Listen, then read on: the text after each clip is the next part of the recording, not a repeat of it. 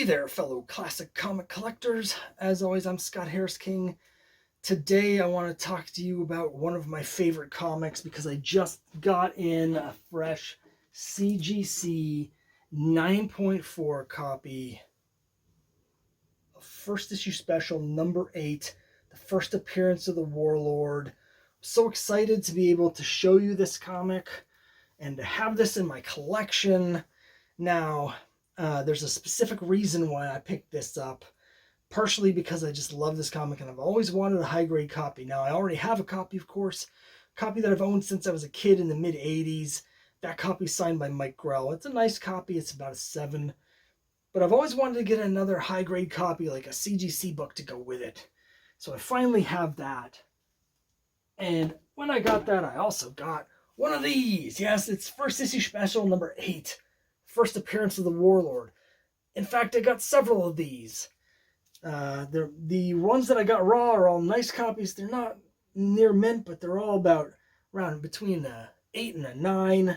Several beautiful copies. So why did I do that? Why did I buy a bunch of these? Well, it's a little bit of light speculation on my part, and I wanted to clue you in. I don't do a lot of speculation, not in the way, I buy dollar bin books and I hold on to them hoping that 10 years from now they'll be worth something. But this is a little bit different.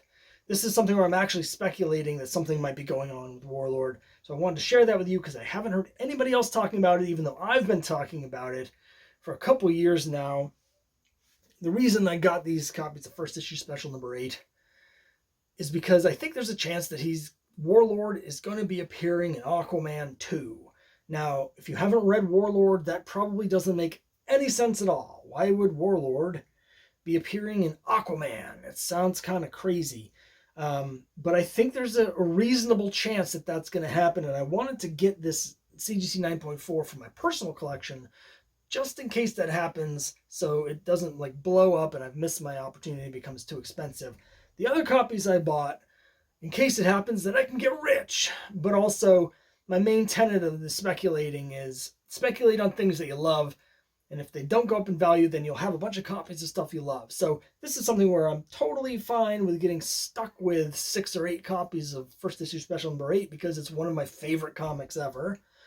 But I do think there's a reasonable chance, like a pretty good chance, that he's going to be appearing in Aquaman 2.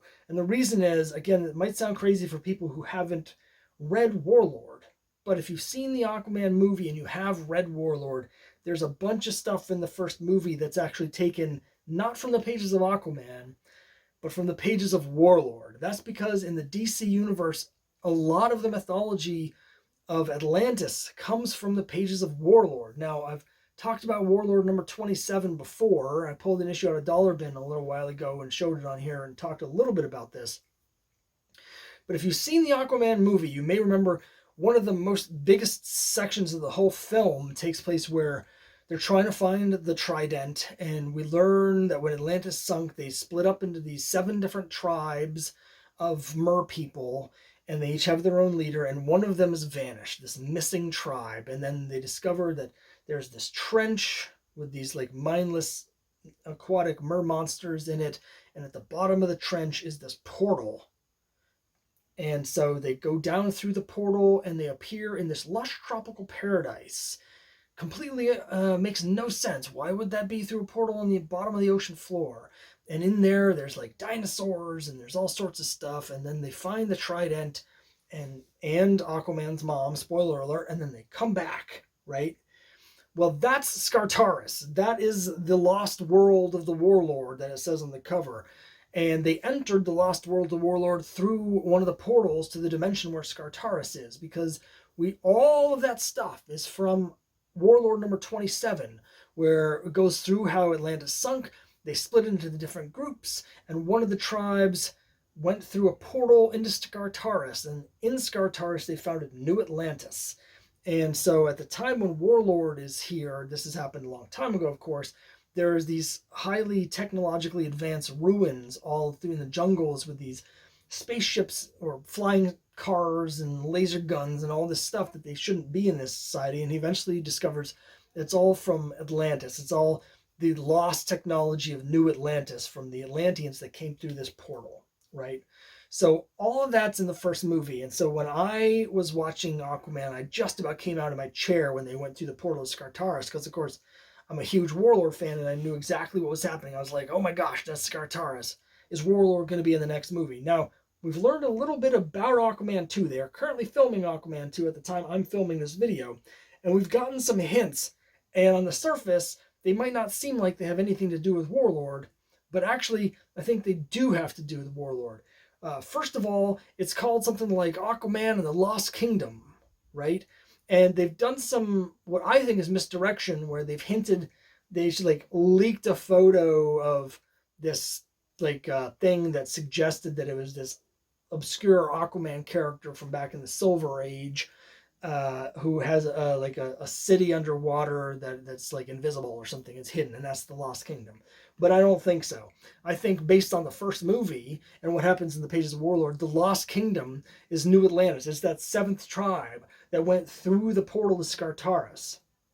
And one thing, besides the similarity in the name, the Lost World and Lost Kingdom, that hints at that is actually the picture where they leak that to suggest that it's this other thing. It's this placard, this clacker that has like the name on it, but it's lying in a snowbank inside an ice cave, right? And the reason this is important is that there are other portals to Skartaris besides the one on the bottom of the ocean trench, which we've already seen. Like, they probably don't want to go through that one again. But the main one that they use in the comics is one that's in the Arctic Circle. It's an ice cave. Now, there's a couple different ones up there. There's one that Travis Morgan, the Warlord, crashes plane through, and that's a larger one that's actually in, like, at the North Pole. But there's one that's in Siberia, in Russia, and it was shown multiple times, and it's an ice cave that they go in and out of in order to enter or leave Skartaris from Earth. And so when I saw the ice cave and the name The Lost Kingdom combined with the stuff that's in the first movie where it's clearly in Skartaris, I think that there's a really strong chance that in Aquaman 2, they're going to be going through the portal in Siberia to Skartaris, and they're going to be investigating what happened to that seventh tribe and the founding of New Atlantis, and they're going to be encountering the Warlord. They've been a couple of casting announcements for actors. We don't know who they're playing. People are assuming they're playing this bad guy or that bad guy. I don't know. I think one of those people, maybe the guy from Game of Thrones, maybe that guy is playing Travis Morgan. I could see him as Travis Morgan, based on, playing Euron in Game of Thrones. So am I right about this? I don't know. That's why they call it speculation. Everything I've said makes perfect sense, and it all makes perfect sense. If you read the comics and you've seen Aquaman 1, it all fits together perfectly. That doesn't mean it's going to happen. That's why they call it speculation. There's just as good a chance that I'm completely smoking crack right now. I'm not actually smoking crack. Please don't demonetize my video, which isn't monetized to begin with. But the point is, I think there's a real chance that we're going to see Warlord in this movie. Everything that I've seen from both the first movie and now the stuff leaking about the second movie, it all points towards Skartaris, and it points to Travis Morgan. It points to the Warlord. So, as a huge fan of the Warlord, I wanted to insure myself against this by getting the 9.4 for my personal collection before it goes up. And I also wanted to get some other copies because if Warlord is popular in the movie, maybe he gets another series in the comics. Maybe he gets his own movie. If we're really lucky, it'll be put out by Marvel, so it'll be good. But I wanted to share that speculation with you. I've talked about this in previous videos without really going into the details of why I think Warlord's going to be in Aquaman 2. I've also talked about it online, and I've gotten mainly people just staring at me. If you do some Googles, there was like one article when Aquaman 1 came out that suggested this, because I looked as soon as I got back from the theater. I'm like, am I the only person? And there was one other person. So if you can find that online, you can see that. But first issue special, number 8, these higher grade copies that are, between a 7.5 and a 9, they cost me about $25 each. So it's not like a huge investment to pick up a few of these. And it's got a black cover, so it's really hard to find in high grade. And it's a great, great comic. So that's it. I just wanted to share that with you. Let me know down below what you think. If you think I'm nuts, if you really don't care, if you are looking forward to this maybe happening in the Aquaman 2 movie. Yeah, just tell me what you think down below. And thanks very much for watching. I'll see you next time.